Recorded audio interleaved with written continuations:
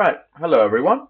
So, as I most probably said during my lecture, I have recorded this chapter because, of course, Monday there was a public holiday and Wednesday there was no universities because of the public concerns that we're having. So, I decided to actually record this whole lecture and to try to be as, explanatory as I can because I thought it would be a bit unfair if I brought everyone on a Saturday. Saturday's supposed to have fun. I don't want to bring anyone on Saturday just for this chapter. I thought I could actually, record it, and then on your own, you can basically on your free time choose whenever to go over this chapter. So most probably on Friday I did speak about this, but I'm gonna go again straight from the beginning to the end. Okay, so chapter three is called the chemical building blocks of life. And if you guys remember, one of the concepts of biology is that as diverse that we are as organisms, like I am diverse to a bird, to a fly, to a fish, how much diversity there is as basically unified we are. And one of the biggest unifying properties is chemistry, the chemical building blocks of life. So these macromolecules that we today we will be speaking a lot about. So in chapter two, we learned a lot about elements, and we learned that these elements they love to fulfill this octet rule. So they create these bonds with other elements, which create molecules and compounds. And then these compounds or molecules start to basically also start to bind together and create these bigger structures that we call macromolecules. And that's what they are. And in humans, or basically on all organisms, we have four main types of chemical building blocks. So these big four polymers or macromolecules that we like to call them, which are proteins, lipids, nucleic acids, and fats. And I'll be definitely going into a lot of these ones. Sorry, not fats, but lipids. Lipids is basically the macromolecule here. But before we go into the main characteristics of them, let's first start with the simplest thing of like what these macromolecules are made of. They're actually made of, consistently primarily made of carbon. And basically anything that's made out of carbon, we call them organic molecules. So let's take a look at, carbon. So if you take a look at carbon right here, carbon has 6 electrons. Two go in the K energy level, so two basically in the s orbital. Then the other four will go into the L energy level, and the L energy orbit or shell, and basically, there'll be four of them. So that gives you four valence electrons. That means that carbon can bind to four other basically molecules or elements to create a molecule. So that gives it such a nice characteristic of carbon that it can actually bind to four different things. And usually, macromolecules are consisting of carbon and this carbon skeleton, which is composed either of one, two, three, or can go up to 40 and more carbons. So you have basically this massive skeleton of carbons, and basically you usually have a lot of hydrogen together. Remember, this carbon and hydrogen have a very similar electronegativity, meaning that they once they actually form a bond, they will share that electron quite nicely. So you don't have any polarity happening here. So basically, you get a lot of these nonpolar properties. So that's the main structure of micromolecules. But what happens sometimes is that, of course, as some of them will only have hydrocarbons, so they're basically only carbon and hydrogen, and these are nonpolar. And this is you see them a lot in lipids. But in other macromolecules, the hydrogen is replaced either by oxygen, nitrogen, sulfur, or phosphorus. And the addition of these different elements, you get different properties coming up. Because now oxygen, for example, has a different electronegativity. So you get different things, different properties. So now polarity starts to come into place. Sulfur by itself is a very special molecule that likes to live with other sulfur. So if you have one compound with sulfur and the other one with sulfur, they will form something called a disulfide bridge. So again, it's giving these uh, macromolecules different properties depending on what they have.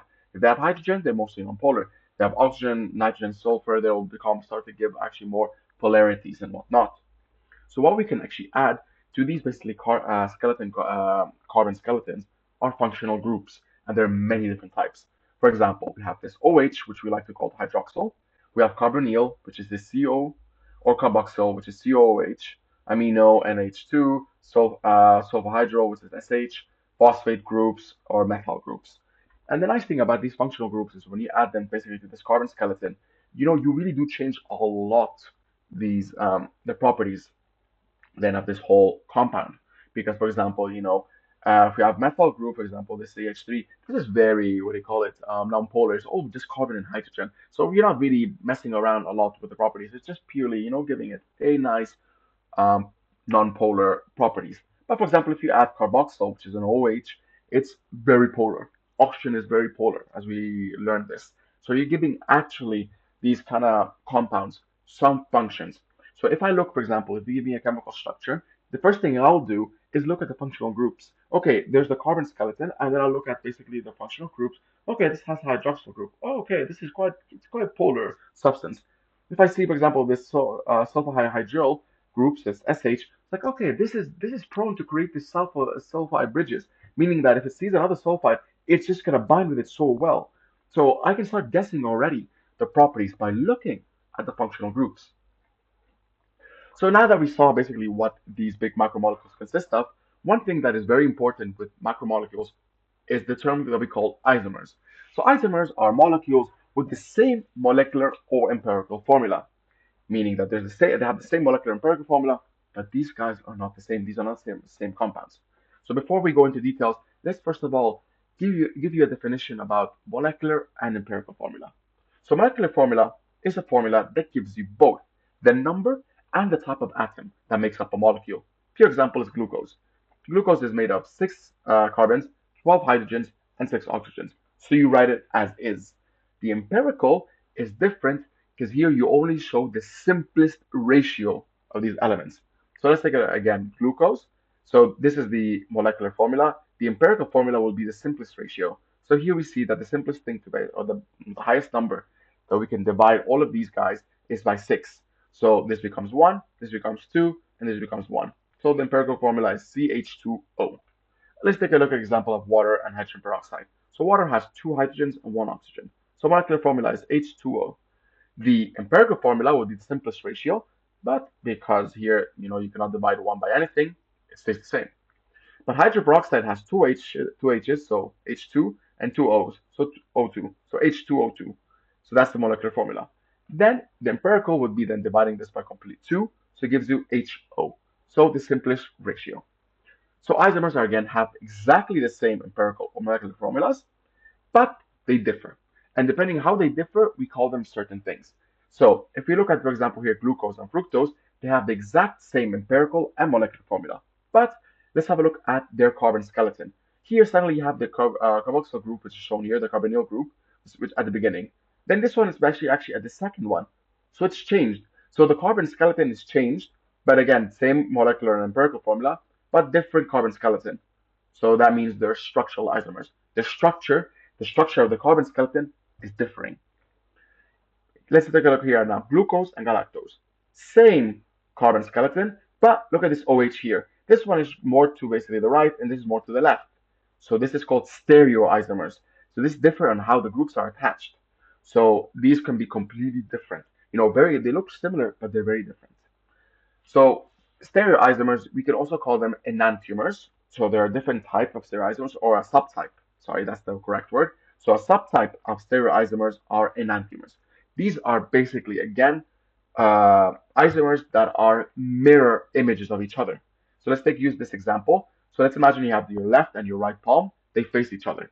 These guys are mirror images of each other because when you put them on top of each other, they are asymmetrical. They do not superimpose. So hence they're asymmetrical. That's what an enantiomer is. So if you take a look at here, stereoisomers like glucose and galactose, these guys are not enantiomers. Remember this, because when you put these guys on top of each other, they are symmetrical. If you flip them together, they become symmetrical. So that's one thing you have to remember, that not all stereoisomers are enantiomers, but all enantiomers are stereoisomers because they're a subtype of stereoisomers. And one property of enantiomers is chirality. Chirality means that the carbon is actually has different groups. So as we said, we have different functional groups, and in enantiomers, in chiral carbons, they have different ones. So if we look at alanine, we have this methyl group, this amino group, this hydrogen group, and basically this carboxylic acid group, basically here COO. So these are basically what it means. So you have this alanine, L-alanine, and D-alanine. So L means levo, which means left, and D is dextro, which means right. So this depends all on the nitrogen group. So as you can clearly see here, the nitrogen is on the left, so we call this L-alanine, and this nitrogen is on the right, so we call this D-alanine. So these guys might look so similar to each other, but guys, super different. We only have L-alanine in our bodies. Basically, all our amino acids are L-alanine. The amino acids like the alanine, we are not able to actually recognize them. Our enzymes are not able to use them as building blocks or anything. So when anyone who goes to the gym and takes amino acids or any kind of supplement to enhance, their growth, and if you have a look at your protein shakes and you see, oh, these are supplemented with D amino acids, that's just crap. Sorry to say, because you're gonna excrete them. You're not gonna use them. Your body doesn't use it. They don't recognize it. They only recognize L-alanine. So this is where how important this basically, these chiral atoms can be. How their spatial arrangement can matter. So now let's talk about macromolecules. Molecules are basically can consist of polymers. So polymer is big structures which are built by linking monomers. So monomers are small similar chemical subunits. So what you're doing is you use monomers, so these small subunits that come together and they create one big polymer. So polymer is just the addition of multiple monomers together. So I'll give you an example. So we have the four main types, like one of the first one is carbohydrates, and the polymer is starch. Because starch is a repeating monomers of a monosaccharide that we call glucose. So it's multiple glucose coming together to create this big structure as polymer. DNA is a polymer because it's repeating uh, basically monomers. So they're repeating nucleotides that are bound together. Same thing goes with proteins. Basically, you have a polypeptide, which is the polymer, which are made of this one monomer, which is the amino acid. So I have multiple amino acids connected together to create this polypeptide. Lipid is a macromolecule, but it's not a polymer because polymers are made of simple monomers. Well, basically here, this guy is a big macromolecule, but is not a polymer. And this is because the monomer is not the same.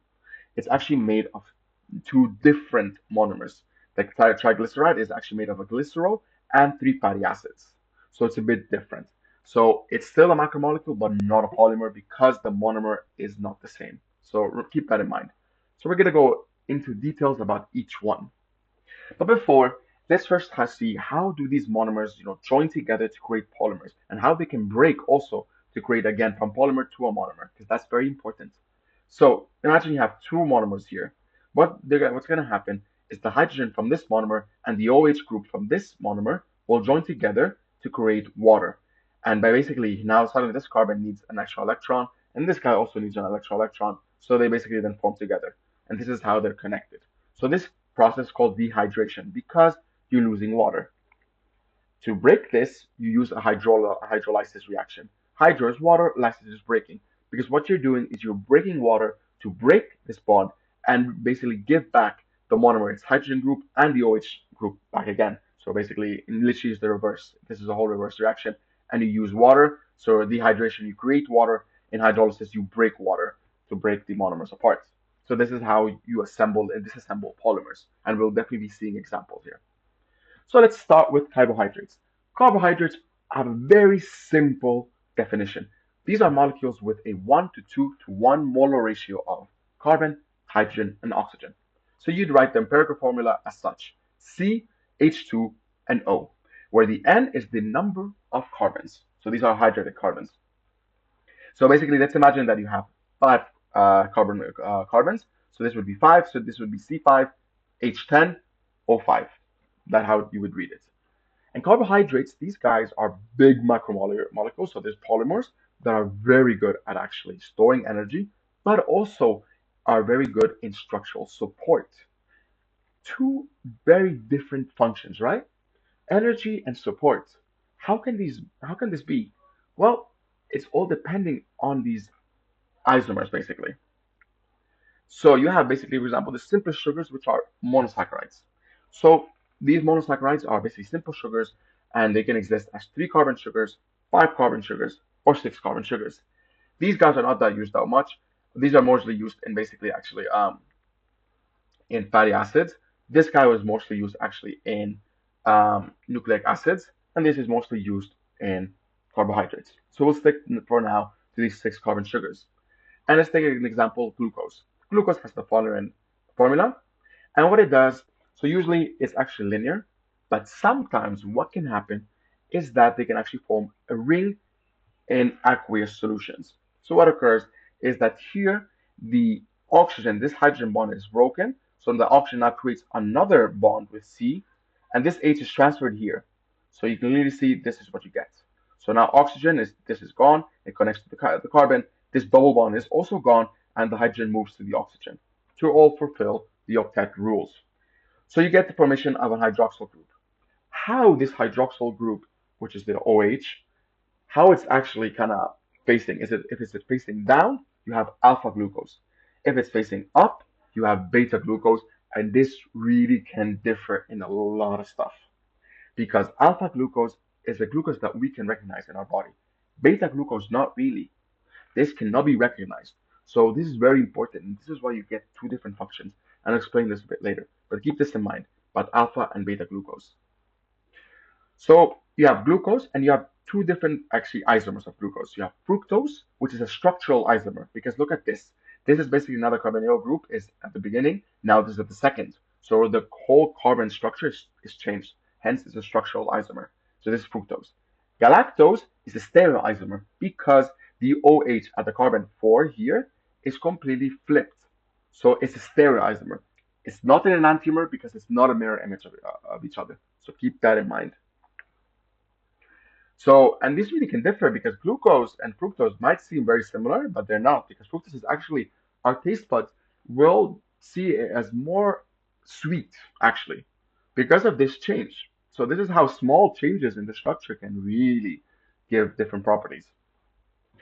So we have something called disaccharides because one thing is that when you put glucose to your blood, or basically if you put also glucose, fructose, or galactose, when they go through their blood, they can actually easily be cut because there are many enzymes in your blood and all around your body that's gonna cut them. So to prevent that, to actually help them transport to the body to certain tissues that need them, we put them in a disaccharide. So basically we combine them together.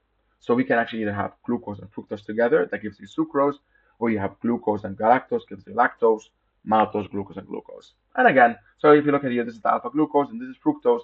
So here, literally, this is how it happens. That the H here and the OH here, so from the carbon 1 and carbon here number 5, they actually combine and you get water. So this is basically, again, dehydration. And this is what allows this oxygen now to bind together here. So we're basically creating this nice disaccharide. So sucrose, this guy over here, which is made of glucose and fructose, these are actually made mostly found in in sugar, in table sugar. And lactose is mostly found basically, which is glucose and galactose in milk. And what these actually do, that when you have this sucrose or maltose or lactose, this bond over here is not broken down easily. The enzymes that break this down are not found in your blood. They're found in specific tissues where the sucrose or maltose or sucrose will basically go. So that's why they basically the disaccharides can easily go to the blood because the enzyme that breaks them down is not in the blood; it's in specific tissues that they will go. So now you have polysaccharides. So polysaccharides is a long chain of monosaccharides. It's more than two because two is disaccharide. More than two, when you have much more, is polysaccharides. And as I said, they have two different functions: energy and structural support. So let's start with energy. With energy, basically, we can have a look at starch. Starch is a long chain of alpha glucoses, which are joined by this 1 to 4 glycosidic linkages. So what that means is that the carbon number 1 will bind to the carbon number 4 of the next monomer. So that's what it means. So this is carbon number 1 binding to carbon number 4 of the other monomer. And same thing here, carbon number 1 to carbon number 4. And it goes on and on. So this creates a nice straight chain. But what can also happen is that this carbon number 1 can bind to carbon number 6, which is basically found here. And what you do get here is you get actually a branch. And this is what happens in starch. Starch, you have amylose, which are basically long chains of alpha glucoses bind by this 1 to 4. Amylopectin is the same, but it has also this 1 to 6 linkages. So you have basically this, very straight structure, but also that has branching, and that's called amylopectin. So amylose is unbranched, amylopectin is branched. So starch is actually made up of 20% of amylose and 80% of this amylopectin. Glycogen is very similar, like to amylopectin, but glycogen is basically made also from alpha glucose, and also there's one fork branches. Sorry, there's basically linear, straight, basically binding, but also it has a lot of this alpha 1,6 linkages. And the main difference between glycogen and amylopectin is that glycogen is much more branched. So amylopectin is branched every 20 subunits. This is branched every 10. So hence there's much more branching. So that's the main difference. Starch is mostly found in actually plants. Glycogen is mostly in animals. So we actually have glycogen, which is mostly found in our muscles and liver. Cellulose, very similar to glycogen or starch, but they do not use glucose, alpha glucose. They use beta glucose. So basically, the hydroxyl group, the OH, is facing up. So go here. So this guy is facing up. So it's different to OH because the alpha glucose because the OH is facing down. Beta is up. So that gives a completely different structure, even though they're very similar because they're actually bonding by the same kind of link, which is the 1,4, so carbon number 1 to carbon number 4, but they use beta glucose. And as I said before, beta glucose is not recognized by our enzymes, so we cannot break them down. So they can create a really nice tight structure, which are actually found in a lot of bacteria, in fungi, and different other basically organisms, because it actually makes them quite strong. So this is how they can differ. So now, nucleic acids. Nucleic acids are basically polymers that are made, so basically like which are RNA and DNA, so these are the polymers, and they're made of monomers of a nucleotide. So again, RNA and DNA are just uh, they're repeating units of nucleotides that are bound together. So let's first of all look at what a nucleotide is. So nucleotide is first of all formed by this 5-ring sugar, which I was explaining before. So in this sugar, basically, you have in RNA, you have a ribose sugar, meaning that in carbon number 2, it has an OH group. In DNA, this is a deoxyribose sugar. Deoxy meaning less oxygen, so hence there's one oxygen less here. And this is what it means. In DNA, it stands for deoxy, while RNA, the R stands for ribose. So that's where the difference comes. So and also, basically, in carbon number 5, you have a phosphate group, and basically in carbon number 1, you have a nitrogenous base. So in both RNA and DNA, this doesn't change. What changes is this guy over here, the nitrogenous base. And in humans, we have 5. We have adenine, guanine, cytosine, thymine, and uracil. And as humans that we are very lazy sometimes, that we like to cut these short. So we call adenine A, we call guanine G, cytosine C, thymine T, and uracil U. So DNA and RNA all have A, G, and C, but only DNA has T and RNA has U. The difference between T and U, if you look at them, they're quite similar, is the methyl group. Here, you don't have any methyl group in U. In the T, you have a methyl group. So that's the difference really between them. But we can also divide these guys depending on how many rings they have. If they have 2 rings, like A and G, they're called purines. If they actually have only 1 ring, they're pyrimidines, as you can see here. So how do these monomers then get together? It's very simple. The phosphate of the one nucleotide will bind to the 3' carbon to the OH, basically this OH group through hydrolysis. So basically you have water coming out to allow the phosphate basically to bind to the carbon number 3. So this is what you get. This is called a phosphodiester bond basically. So this is what the linkage starts to occur. So basically here you actually get to have polarity. You actually have a 5' top and a 3' bottom, because the 5' is this phosphate group, which is quite polar, and you also have a 3' end, which is just facing the OH, which is also polar. So when someone tells you 5' end of DNA, it means the one that basically the phosphate is sticking out. If they're saying the 3' end is basically where the OH is sticking out, so that's what it means. And in DNA, it's actually made of 2 strands. So we can have a look here. They're made of 2 strands, and they're anti-parallel, meaning that this strand starts with a 5' end and the other one to 3' end. So they're going anti-parallel to each other. And how these guys are connected to each other is through hydrogen bonds. And this is all because of the nitrogenous bases like A and T. A will only bind to T. It's only comfortable to bind to T, and this is called complementary. They're complementary to each other. C will only bind to G, and because A will only create these double bonds with T, and C will only create these triple hydrogen bonds with G. And this is how these two anti-parallel um, strands are connected with each other through these hydrogen bonds that are between the A and T or the C and G. So they're through the nitrogenous bases. That's how they're connected. And again, because I know this is complementary, if I know the sequence here, so if I know this is composed of A, C, T, G, for example, I know the other ones are composed of T, G, A, and C because I know the complementary of it. So in RNA, it's very similar. As we saw, the only thing that differs in there is in the nucleotides mostly is on two things, which is basically the sugar that is ribose, and of course that thymine doesn't exist; it only has uracil. So that's the biggest difference. But in structure, very similar. I mean, in the binding of it, it's very similar. So you get again the phosphate binding basically to the carbon number three, and it's repeating. And again, this is all through hydrolysis. So sorry, not hydrolysis, through dehydration. Dehydration is what's causing all of this. So DNA basically here now, as you can see, is all bound together into two strands. RNA is not. RNA is one strand. So one thing that DNA and RNA have very in common with each other is the function of they encode or they have the genetic material of proteins. They encode what a protein is. So for example, insulin. Insulin has a certain amino acid sequence, has a certain sequence that is encoded by DNA and RNA.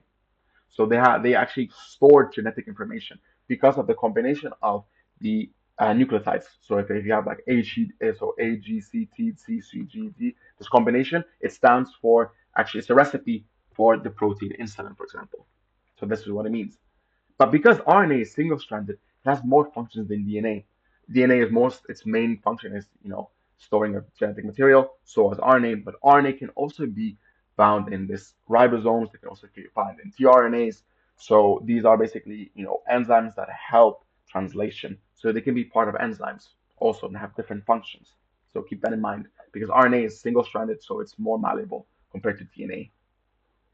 So we have other nucleotides like ATP and NAD and FAD. ATP, it stands for adenosine triphosphate. So very similar to your nucleotide, carbon sugar, basically the nitrogenous base, which is adenine in this case, and it's made of a triphosphate, so hence triphosphate.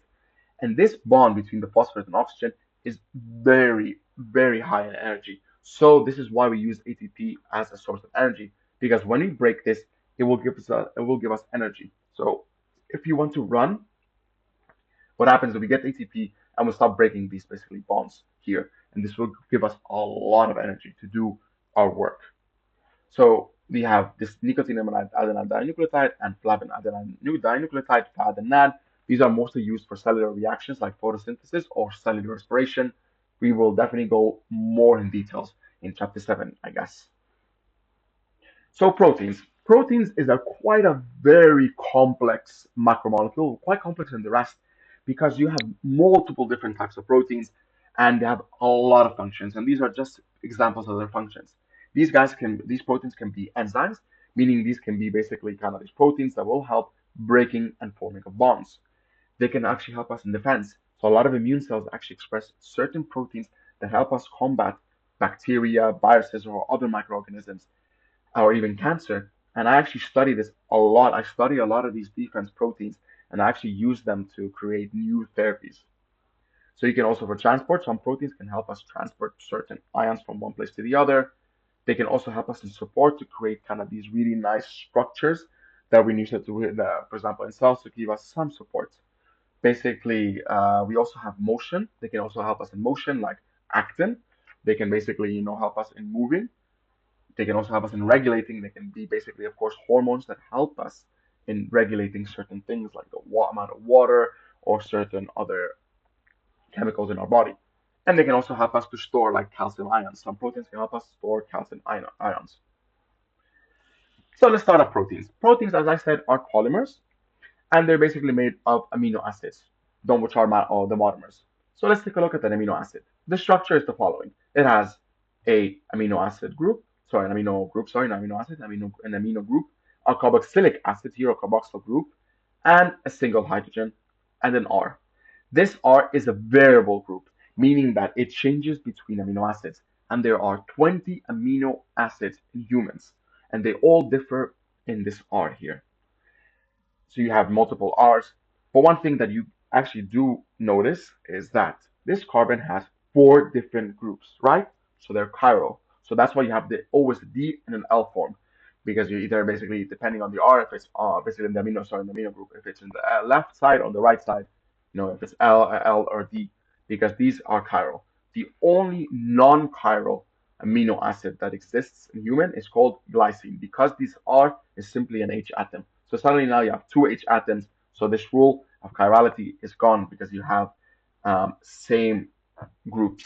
So and basically chirals are carbons that have four different groups. So glycine is the only one.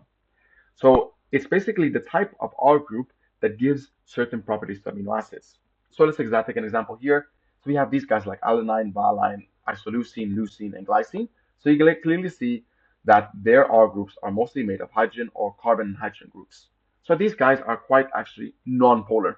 So their R group is so non-polar that they give the property of this amino acid to be non-polar. But you can also have, for example, here R groups that have oxygen, and that gives polarity. So hence here. Here, you actually give them basically certain charges like this, like arginine has now this amino group with a positive charge, or here you have an oxygen with a negative charge. So you're basically giving them charges. You can also give them an aromatic rings. So these are basically these ring structures that we call them aromatics. And these ring structures can be composed simply of C and carbon and hydrogen, carbon and hydrogen, so they're nonpolar. Or this basically aromatic can actually have an oxygen, which gives this polarity, or they can also have a charge. So you also have special R groups, like here that you have a sulfide. And again, the sulfide, as I told you, they love to bind to other sulfurs, creating the disulfide. So giving them extra properties here. And again, this is another one, cysteine. Here you have this aromatic with also another positive, proline. So what I'm trying to show here is that I don't want you guys to memorize these amino acids. No, what I'm trying to understand you is look at the R groups, and based on the R groups, you can clearly see, is this guy polar? Is this guy aromatic? Does this guy have a special function? And etc. This is what I'm trying for you guys to look at. So have a look at this and really repeat or see what I'm trying to say. So the peptide bond, how do these basically amino acids bind together? So when you have amino acids, two amino acids, what happens when they're in physiological pH, so basically in our blood, so pH of 7.2, they become ionized, meaning that the carboxyl group becomes negative and the amino group becomes positive. So what happens here is that the oxygen in the carboxyl group from one amino acid will bind to the hydrogens here in the amino group, creating water. So again, this is dehydration, so water being lost, and now basically now you get the formation here of a dipeptide.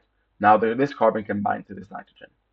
So one thing one you guys will do is when you guys read this chapter, in the chapter they'll tell you that this bond right here is kind of has a characteristic of a double bond. Even though it's not, it has a characteristic because the oxygen here, this double bond, the electrons actually start to come around here.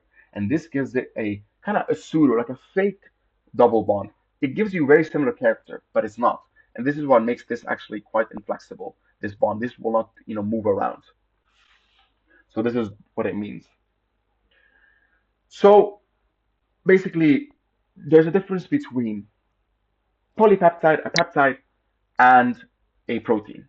So peptide is simply a primary structure, meaning the sequence of amino acids. That's what a peptide is. It's simply the sequence. Once that polypeptide is basically folding and has a function, it becomes a protein. That's the main difference. So polypeptide are just a bunch of amino acids stuck together, and once they start to actually fold and have a function, they become a protein. That's the difference between a protein and a polypeptide. So as I said, these polypeptides have to, of course, fold. So they have basically different structures. The first is the primary structure, which is the sequence of amino acids. You just look at the sequence. But then these amino acids can interact with each other because they have all these different polar groups. they can then start to fold with each other because the polar groups will attract each other, and they start to create these secondary structures. So they can actually fold in this kind of nice helix kind of formation, which is this coil spiral, or they can actually go into this planar structure, which is like a sheet. We call them beta sheets, or with this we call them alpha helix. And this is all because of the hydrogen bonds that's creating among the different amino acid groups. And this is what a secondary structure is.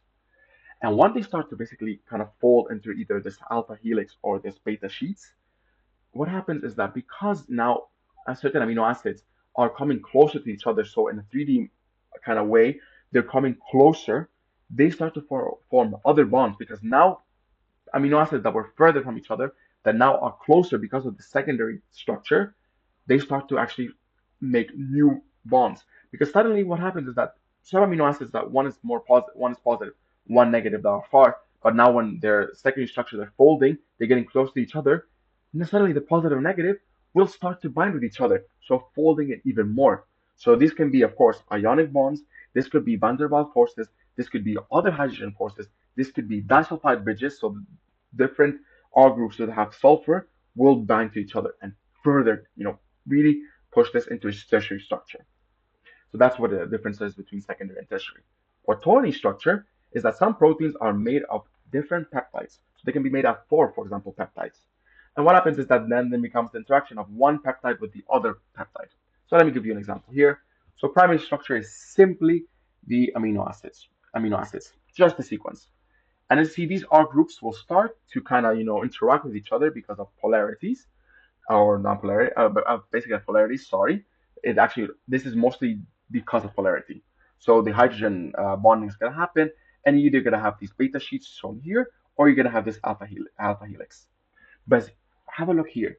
Now suddenly, these amino acid and this amino acid, for example, so this amino acid, are quite, very far from each other if you put them in a planar. But when they're basically kind of folded, they are much more in contact with each other and they start creating these other extra bonds. These could be, of course, extra hydrogen bonds, ionic bonds.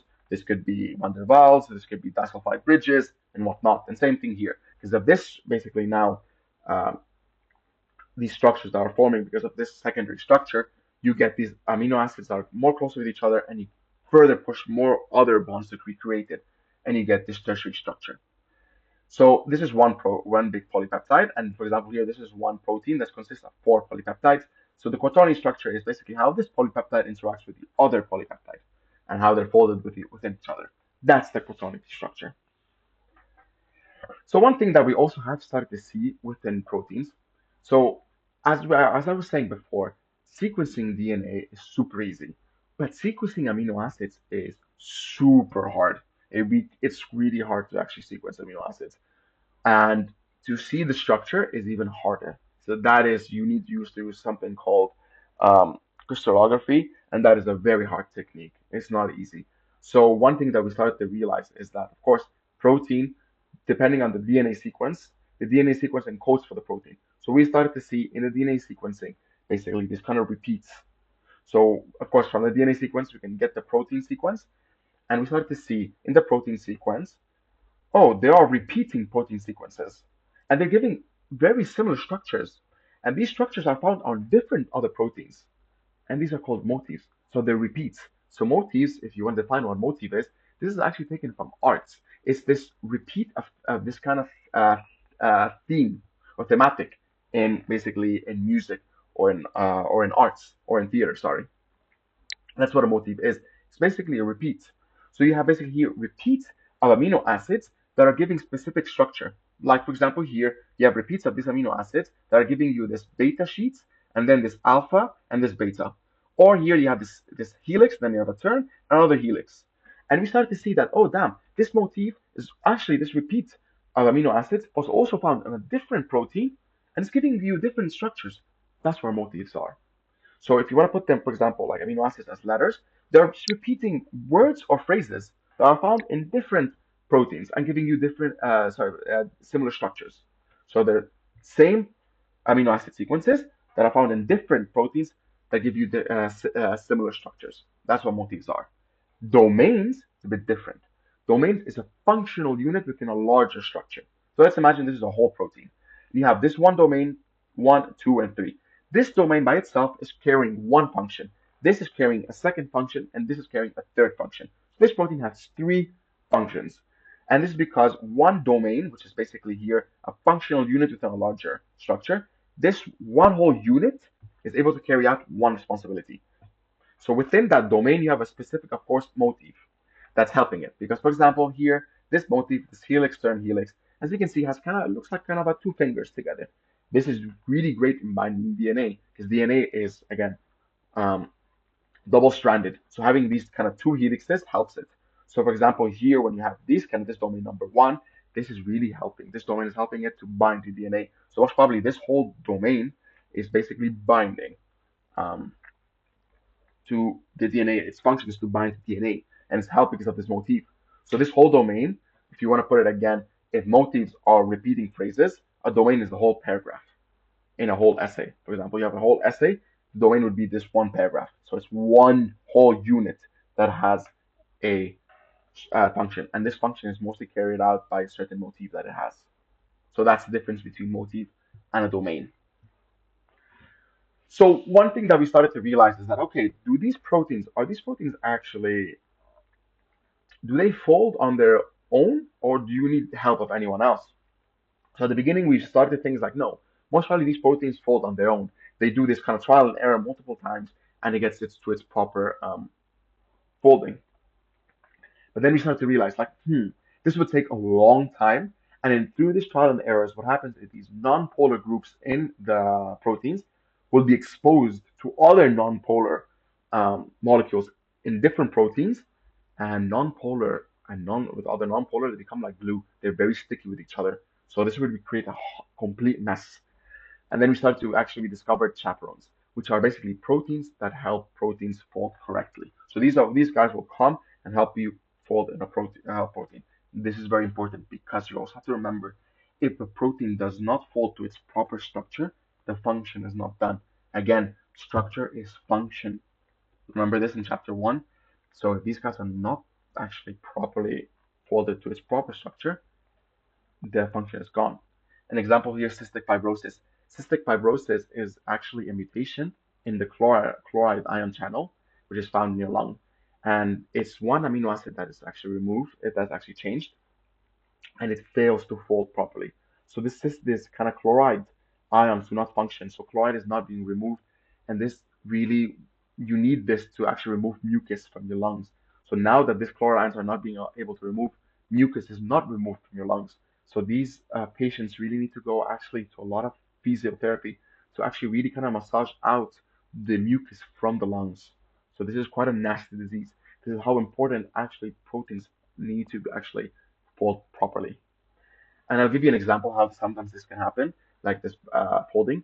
So this is a family. This is called the GROE family of chaperones. So this is a family of proteins that have very similar function, and they are very barrel-shaped chaperonin. So you have here basically this misfolded protein. It comes inside here into this barrel. Then you have ATP that comes in. Cap comes in, it closes, and because ATP, as we said, when you break ATP into ADP, so when you break this kind of this oxygen and phosphorus bond, you give a lot of energy. So this energy is going to be transferred here to fold the protein. So that's why you need ATP. Once this is folded, the cap is gone, and the protein is not corrected. So that's, for example, how these protein chaperones can actually work. So one thing about protein, sometimes protein can lose its structure and function when it actually becomes unfolded. So folded to unfolded protein is called denaturation. For example, you see here, this is a whole protein that's folded properly. Once it's denatured, meaning it's basically the protein is unfolded, and that can actually remove its structure and its function. So again, as you remove its structure, function is gone. And there are conditions that actually can push this denaturation, like temperature, pH, or ionic concentration of solution. When you increase temperature, you can unfold it completely. When you increase pH or ionic concentration, you can also do this. So one thing actually you can think about this, back in the day when we didn't have fridges, actually, food used to go bad because you'd have microorganisms like bacteria growing. So one way to stop this, you would actually put your food in high ionic concentration of solution of like higher ionic concentration solutions like salt or vinegar to increase pH. And what would this would do? It would actually denature the proteins of bacteria. So bacteria would not be able to replicate. So that's how would be one way to stop actually, the growth of bacteria through this. So one thing that I want you to see is that once it's denaturing, this denaturing can be completely irreversible or could also be reversible. And basically, let's imagine this. You have basically this really nice folded protein. And this is a hypothesis. The 3D structure of a protein is the thermodynamically stable structure. It depends only on the primary structure of the protein and the solution conditions. Prediction. If a protein is denatured and allowed to renature under native conditions, it will refold into the native structure. So you test this. You take basically this guy over here. You put reducing agents that will basically break down these disulfide bridges, and you basically put heating, and what you see is basically now this unfolding. So now if you remove basically these heating conditions and reducing agents, if this is correct hypothesis, this should be able to go back. So the result is denatured ribonuclease refolds properly under non-denaturing conditions. So the hypothesis is correct. So the information of the primary structure is sufficient to refold to occur. So basically meaning that when it's unfolded, so basically it's denatured, it can be actually go back. And this is called renaturing, not denature, renaturing. So that basically going from this unfolded state to the folded state. And this all consists of the primary structure because folding is consisting primarily on the primary structure, on the sequence of amino acids, and that is by itself will tell actually the protein how to fold properly. So now let's move on to our last um, macromolecule, lipids. Lipids are not polymers. Remember that because their monomers are not simple. So if you want to define lipids, it's quite hard to define lipids, but one main characteristic of lipids is that they hate water. They're insoluble in water, meaning that they are hydrophobic. They're afraid of water. And this is because lipids have a lot of CH bonds. And this high proportion of non-polar CH bond is what makes it hydrophobic.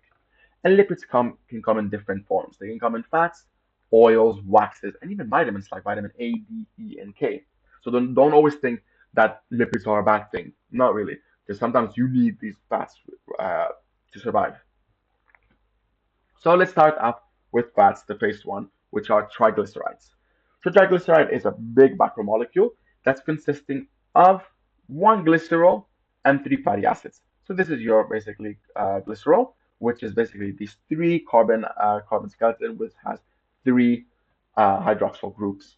And this is basically this long fatty acid, which is this long hydrocarbon chain. So all of these are carbon hydrogens, and you have a carboxylic acid at the end. So that's why it's called a fatty acid because it's carboxylic acid. So acid coming from carboxylic acid.